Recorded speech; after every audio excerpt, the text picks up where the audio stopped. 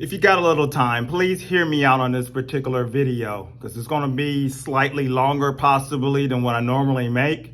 But I'm sure you've heard by now, if not, about the Roe versus Wade and the abortion issue that's on the table here of it being overturned. And, you have many people upset on the right, many people upset on the left. And it just made me think back to what I've known over the years, some tragic situations that I want to share with you real quick. A couple of stories. I just want to hear your thoughts, and maybe you know someone or circumstances that have been in some traumatic experiences as it pertains to pregnancies and things like that. But the first story that I'll share is I know somebody that as a teen was date raped by a guy that portrayed like he was the same age as everyone else. He pretended like he went to a particular high school, but he was actually out of high school. And he particularly date raped this particular girl I know, woman now, and she became pregnant. And unfortunately, she had a bad relationship with her mother. Her father had already passed when she was 12, and she had a bad relationship with her mother and was scared to talk to her mother. Hid the pregnancy, didn't know what to do, went to tell the guy that I don't know what to do. I probably need an abortion or something like that. And he tried to kill her. And she ends up not saying anything to anyone, hid the pregnancy from her mother, and ended up having the baby in the bathroom at home when her mother was there, not knowing what had happened. Coming to find out years later, this same guy ends up being basically a predator and had ended up doing 15 years for raping another girl right around the corner from her. And then he was released and then ended up raping a 7-year-old boy. And that situation became even more traumatic for this particular person because what she did was she gave it up for adoption.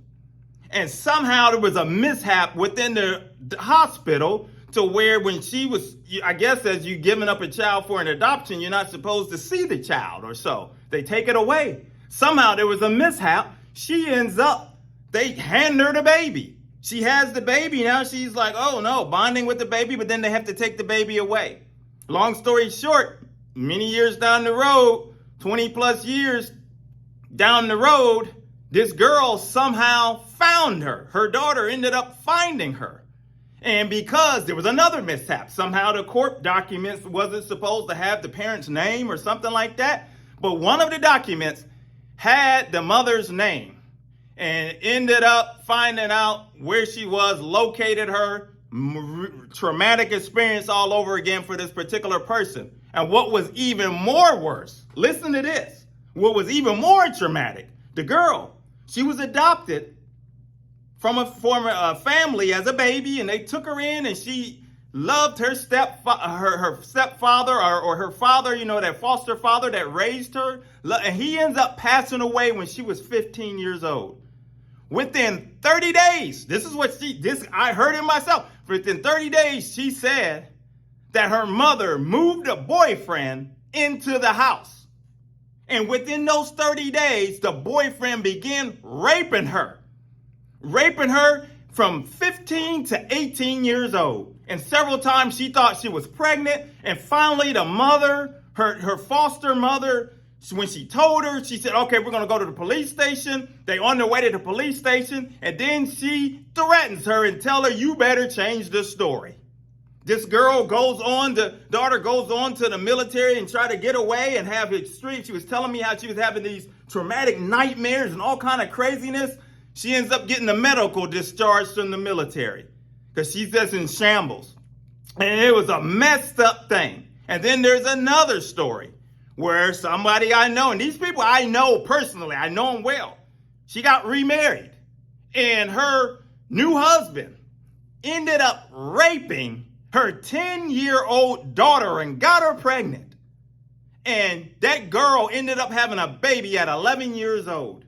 He's sitting in prison right now. The family members tried to track him down to kill him. They wanted to kill him. And I mean, we know how we are. We try to be Christ-like and loving and kind and doing the things right. But when it comes to your loved ones, you might snap. You don't know what you may do. And I'm telling you these two stories because these situations these are tough situations. And I'm not advocating abortion, and let's get that clear and all of that stuff. But just to hear these and see these situations that go on, and there's many more stuff I know, but these two cases touch me the most that I've known since being an adult. And it's crazy because I think back when I was in school, and some of you may have experienced it as well if you went to schools here back in the times, long before they took out prayer school, prattling and all of that. We had sexual education in school. I remember, and I think it might have been fifth or sixth grade, maybe sixth grade, we watched the silent scream. And you can still find that on the internet. You search it out. It's still out there where it shows the actual abortion being done. And it's showing when the doctor is sticking the item up there, the prongs or whatever, to try to get the baby. And the baby's trying to get away. And then his mouth opens up. And it shows the scream. And it was like, oh, being young like that. And when we saw that, I was like, whoa, that's scary. You're young and you see that. And we talked about sexual health and the bodies and how your body transforms and when you can get pregnant and all of this and that.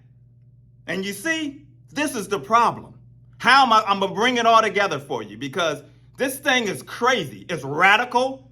I don't know if you ever heard of Dr. Tiller, which was a late-term abortion doctor that was killed by a radical person while he was in the church. And this guy stalked him out to the church. He was going to church, was an usher at his church, Dr. Tiller. And this radical guy stalked him and prayed, stalked him for a while, coming to the Bible study, coming to the church to figure out his pattern so he can get to him. 24th of May 2009, did you see Dr. Tiller in the church? No, I did not. Okay. And you subsequently learned through the course of the trial that he didn't attend church that day? That's correct. Had you made your mind up on the 24th when you sat in that church that you were going to kill Dr. Tiller? Yes. A week passed before you made another effort, is that correct? That's correct. You waited till the following Sunday in church. Yes. Why did you wait? He wasn't there the previous Sunday. And again, the fact that he was inaccessible any other way, I had no choice but to wait.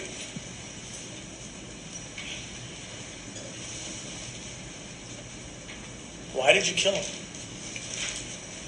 The lives of those children were in imminent danger. If someone did not stop George Tiller, he was going to continue as he had done for 36 years prior to that time. If someone did not stop him, they were going to continue to die. The babies were going to continue to die. My honest belief was that if he did not stop that at that time when I had the window of opportunity, they would have continued to die 22 hours later. He had appointments scheduled. That's what he did for a living. There was no belief to understand that he was going to change his mind and stop the next day. When did you first see Dr. Tiller on the 31st? After I'd sat down for a minute or two, he had come in the main entrance, looked to his right and then to his left, and then he went back out of the main entrance into the foyer area. What did you do? I got up at that moment and followed him out and into the foyer area, and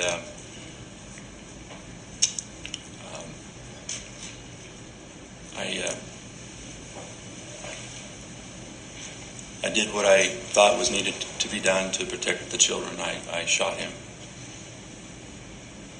And this is why this issue is so crazy. And I mean, it's something that, man, to have people, to see them go through some of these things. But what I was thinking of the rich man and Lazarus.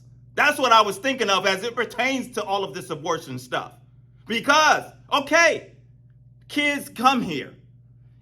What are you going to do if you call yourself a Christian? What are you going to do when that mother, when she does need the help? Because, unfortunately, sometimes a lot of us need help at times. You got so many deadbeat dads running around that's ducking and dodging child support. And you got people, the situations that happen, whether it's their sickness or something come upon them and they can't provide for their kid. They're struggling. I know, because my aunt, I was almost in the foster, me and my brother in the foster care system. My aunt really wasn't in a situation to take us on. And as I tell people all the time, growing up hungry and stuff, and the way that the free lunch programs is now, if you didn't get to school and you didn't lose your lunch ticket or whatever, you didn't eat. They didn't give you nothing. And there was many a times when I had to get in the morning, my aunt, we didn't have no food. And all we had was milk. And she say, here, drink this glass of milk. I hope this can hold you over to lunch. And stuff like that. And she would say, eat all you can if you can. If you get any extras at lunch, because I'm going to see what I can scrape up for dinner tonight. But it may not be much. I know what it's like to be hungry. I know. And there's parents and people out there. There's people out there that are struggling and they need help. And as Christians, the church hasn't done enough. The church is so focused on itself, focused on its own agenda, focused on bigger buildings, focused on, puffing their ministry up, but forgetting about those that are in need. And as in the case of the rich man and Lazarus, where Lazarus sitting there begging and things, and you basically ignore him and walk on by. And if these people, regardless, whoever they are, Democrat, Republican politicians, if you call yourself a Christian, how dare you cut the programs out there that are needed for some of these people? How dare you shame a mother, a woman, or somebody that needs help, needs WIC, needs some of these programs to help them sometimes and just for a little time in need. Sometimes we all need a little help. You be thankful and thank God that your tail ain't out there wondering how do you got to choose between paying a light bill and buying groceries for the kids because father then ran off and they can't find them nowhere and he's working under the table. You set up there, shame on these types of people that are out here. And that's what this message is about, because I'm thinking about this. It's a bigger picture. The bigger picture, as we always talk about on this channel. We talk about my goal, we call out the false teachers. We talk about issues the church run away from on this channel. And most of all, we talk about wanting to be an example for Christ and leading people to the Lord. And just because, don't get it twisted, just because you think that all of a sudden, if whoever you are, you think that, oh, okay, we got it this way. We got what we want right now. We're going to push society this particular way and all of that. Don't get it twisted and think that there's a difference between that and laws in society and things of that nature, and then still having the gospel presented in a loving, kind way. Because you have to be careful. You better be careful. It's a balance between this. Because if you're not careful, you're going to mess around and turn off many, many people from wanting to ever come to the Lord, because they're going to look at you as a radical if you're not careful. Loving kindness is the important factor. And the main thing is, where's the education? As I said, I don't know if they still teach. I don't believe they teach all of that kind of stuff. I know they don't show that video anymore of the silent screaming schools and stuff like that. But as far as the sexual health and all of this type of stuff, when I was in college working on my degree, my counseling degree and things, one of the classes that we had, which I was thankful, it was kind of great to have build upon what I learned when I was younger, healthy sexuality. Healthy sexuality for children, healthy sexuality for adults and marriages. That's what I love that class because there's so much to learn.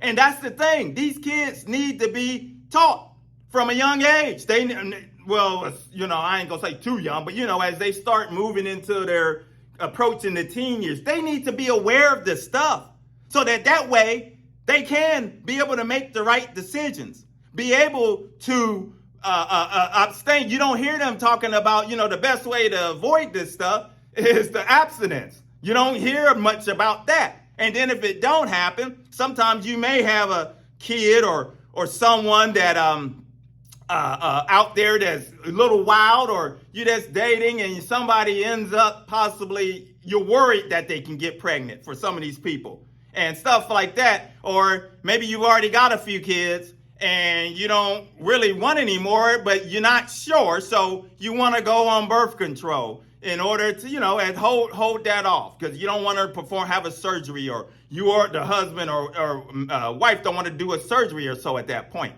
But some of these people are so radical that they want to take away, birth control, which is crazy. I don't understand that. Why would you do that?